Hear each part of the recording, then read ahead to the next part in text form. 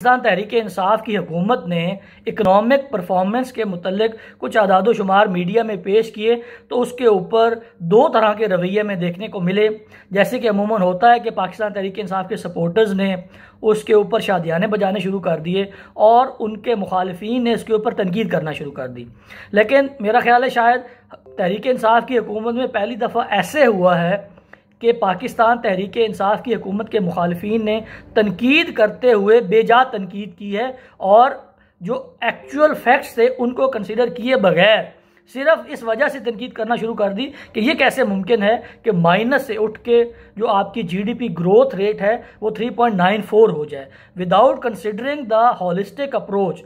जैसे कि मैंने पहले कई दफ़ा अर्ज़ किया है कि इकोनॉमिक डाटा को समझने के लिए, इकोनॉमी को समझने के लिए एक हॉलिस्टिक अप्रोच की ज़रूरत होती है। आप नंबर्स को आइसोलेशन में रख के देखेंगे तो वो मिसलीडिंग होंगे। आपको टोटल ओवरऑल इकोनॉमिक आउटलुक को देखना होगा और देखना होगा कि किस नंबर के ऊपर, किस बेस के ऊपर इस नंबर को कैलकुलेट किया जा रहा है कि जीडीपी की ग्रोथ क्या होगी।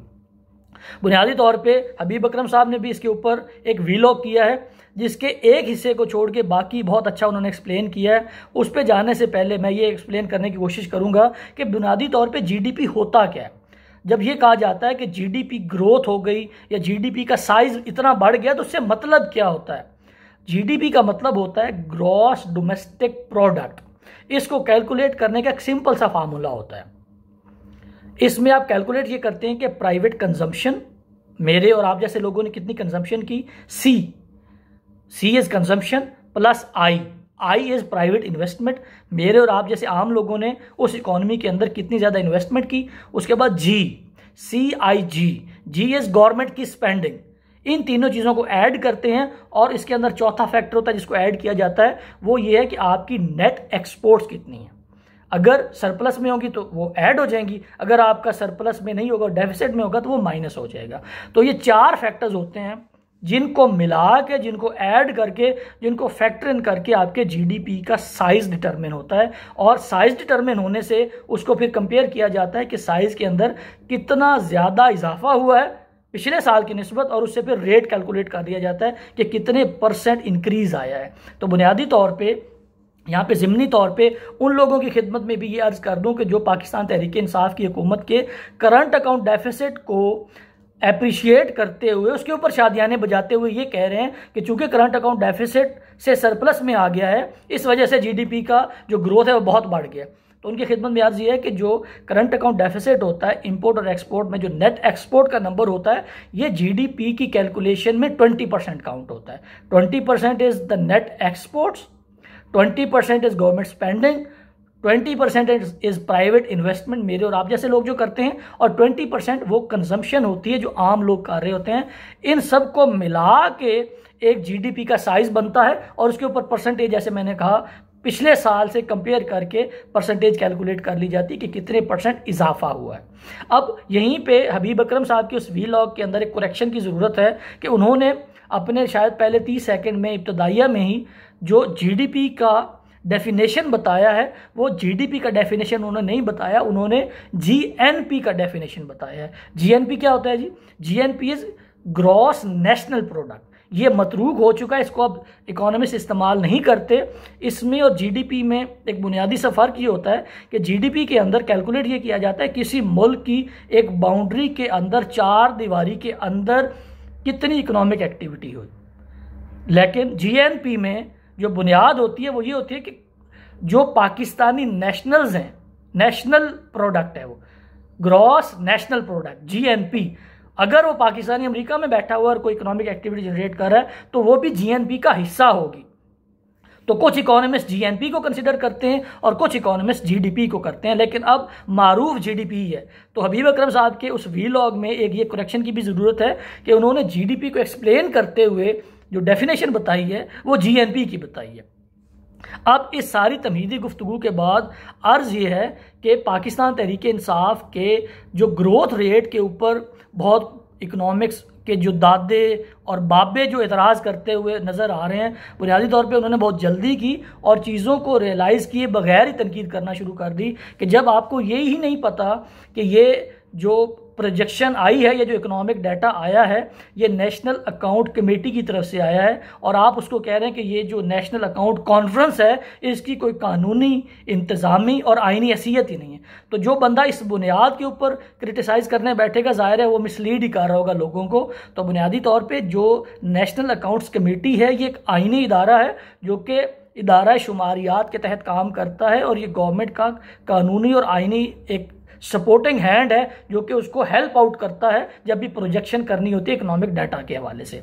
तो इस सारी तमीदी गुफ्तगू के बाद अब आते ये हैं कि जो इकोनॉमिक नंबर्स दिए गए हैं उसमें सबसे पहले जो सबसे इंपॉर्टेंट उसके ऊपर बात करते हैं कि ये जो जीडीपी के अंदर ग्रोथ प्रोजेक्ट की गई है कि ये 3.94 या 4% के करीब बन रही है, ये क्या रियलिस्टिक है? तो मेरे ख्याल में इसके ऊपर जो तनकीद कर रहे हैं वो लोग, वो सबसे जो इम्पॉर्टेंट एलिमेंट है उसको कंसीडर ही नहीं कर रहे।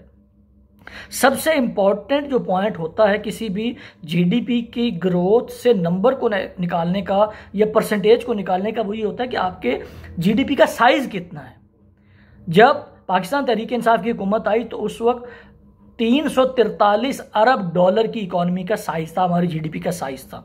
वो कम हो के 253 पे आया, फिर 268 पे गया और अब इस इकोनॉमिक डाटा के हिसाब से इस वक्त जो पाकिस्तान की जीडीपी का साइज़ है वो 296 अरब डॉलर है, 296 अरब डॉलर। तो हुआ ये है कि बुनियादी तौर पे जब जीडीपी का साइज़ ही कम हो गया है, 343 से 296 पे आप ले आए हैं, तो बेस कम हो गया। अब ये एक टेक्निकल चीज़ है जिसको समझने की ज़रूरत है कि अगर आप 100 के ऊपर 1% कैलकुलेट करेंगे या 5% कैलकुलेट करेंगे तो उसके जो नंबर आएगा वो कम आएगा। लेकिन अगर जो आप परसेंटेज कर रहे हैं कैलकुलेट 5%, वो 30 के ऊपर कर रहे हैं तो ज़ाहिर नंबर बढ़ा आएगा। तो बुनियादी तौर पे जब बेस कम हो जाती है तो उस पर जब परसेंटेज अप्लाई की जाती है या उसके अंदर जो इजाफा होता है वो बहुत बड़ा नज़र आता है। तो इस वक्त जो प्रोजेक्शन नज़र आ रही है 3.94 की, वो बेस के इकोनॉमिक बेस के अंदर जो हमारे जीडीपी का साइज़ है इसके बेस कम हो जाने की वजह से बहुत बड़ी लग रही है, जो कि रियलिस्टिक है, इसके ऊपर एतराज़ करने की ज़रूरत नहीं है। और इसको अगर आप इस तरह से भी देख लें कि जो करप्ट हुकूमत थी, जो नायल हुकूमत थी, वो 5.2 या 5.8 के हिसाब से ग्रो कर रही थी, तो अभी आप उस करप्ट हुकूमत तक भी नहीं पहुंच पाए। पहली तो बात यह है कि जीडीपी के साइज़ के हवाले से ये जो मिसकंसेप्शन है या जो तनकीद की जा रही है वो गलत है। उसके बाद इसको इस तरह समझा जाए कि प्रोजेक्शन है ये, जैसे IMF ने कहा है कि पाकिस्तान में जो जीडीपी का साइज़ ग्रो करेगा वो 2% से करेगा, वर्ल्ड बैंक कहता है 1.5 से करेगा, स्टेट बैंक कहता है 3% से करेगा, और हमारा ये जो नेशनल अकाउंट्स कमेटी है, इदारा शुमारियात है, ये कहता है 3.94 से करेगा। तो ये प्रोजेक्शन है अगले साल की। अब ये एक्चुअली इतना अचीव होता है या नहीं अगले साल पता चलेगा। यहाँ पे ज़िमनी तौर पे अर्ज ये कर दूं कि जीडीपी के हवाले से 4 तरह का जीडीपी होता है। एक रियल जीडीपी होता है, एक नॉमिनल जीडीपी होता है, एक एक्चुअल जीडीपी होता है, एक पोटेंशियल जीडीपी होता है। तो इसको ये समझें कि इस वक्त जो प्रोजेक्ट किया जा रहा है या पोटेंशियल जीडीपी कैलकुलेट किया जा रहा है कि पाकिस्तान की इकॉनमी के अंदर इतनी सकत है कि वो अगले साल के इख्तिताम पे 3.94 के हिसाब से ग्रो कर रही होगी। तो इसके ऊपर इतनी ज़्यादा बहस करने की ज़रूरत नहीं है जब आपकी इकॉनमी का बेस ही कम हो गया। इसके बाद अब जो दूसरा ब्लंडर मारा गया है जिसके ऊपर सही तनकीद हो रही है वो ये कि हमारा पर कैपिटा इनकम को बढ़ा के दिखा दिया गया है और ये बताया जा रहा है कि इस वक्त पाकिस्तान की जो पर कैपिटा इनकम है डॉलर फी कस वो तकरीबन $1543 हो गई है। तो इसके ऊपर भी ज़ाहिर है जो तनकीद होगी वो आपके इल्म में आ गई होगी कि जब आपने अपनी टोटल पॉपुलेशन को ही कम शो कर दिया तो उसके ऊपर जो आप कैलकुलेट करेंगे increase in per capita income वो ज़्यादा नज़र आएगी। इसमें भी पुराने नंबर को रेफ़र करें कि 2018 में जब पाकिस्तान तहरीक इंसाफ की हुकूमत आई थी तो उस वक्त पर कैपिटा इनकम पाकिस्तान में $1662 फी कस थी।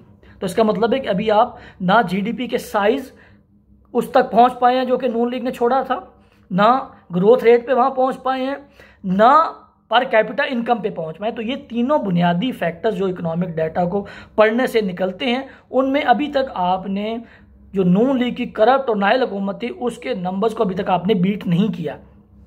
और आखिर में एक और अहम बात है जो कि मुझे लगा कि जिसके ऊपर अभी तक किसी ने बात नहीं की, वो ये है कि जैसे जीडीपी का मैंने आपको फार्मूला बताया कि उसमें private consumption plus investment plus government spending का जो पोर्शन है वो पाकिस्तान तहरीक इंसाफ की हुकूमत में काफ़ी मायूस कौन रहा है कि अमूमन इनका जो बजट की एलोकेशन के मुकाबले में कंजम्पशन नज़र आती है वो 40 से 50% नज़र आती है। तो अगर पाकिस्तान तहरीक इंसाफ ने 3.94 की जो प्रोजेक्टेड इकोनॉमिक ग्रोथ है जीडीपी की, उसको अचीव करना है तो इन्हें अपनी जो कंजम्पशन है उसके ऊपर भी काम करने की ज़रूरत होगी, कंजम्पशन भी बढ़ाने की ज़रूरत होगी, जो गवर्नमेंट की स्पेंडिंग होती है, जिससे फिर इकोनॉमी के अंदर पैसा घूमता है और जीडीपी का साइज़ भी बढ़ता है और एम्प्लॉयमेंट की अपॉर्चुनिटीज़ भी निकल के सामने आती हैं। तो ये चंद गुजारिशात थी पाकिस्तान तहरीक इंसाफ के उन नंबर्स के हवाले से जो कि इकॉनमी में एक प्रॉस्पेरिटी नज़र आ रही है इन नंबर्स के हवाले से। इसके बारे में अगर आपका कोई फीडबैक हो, कोई एतराज़ हो, कोई सवाल हो या आपको लगे कोई ऐसी बात है जो मैंने खिलाफ वाक़या की है तो फीडबैक से ज़रूर आगाह कीजिएगा। Thank you so much.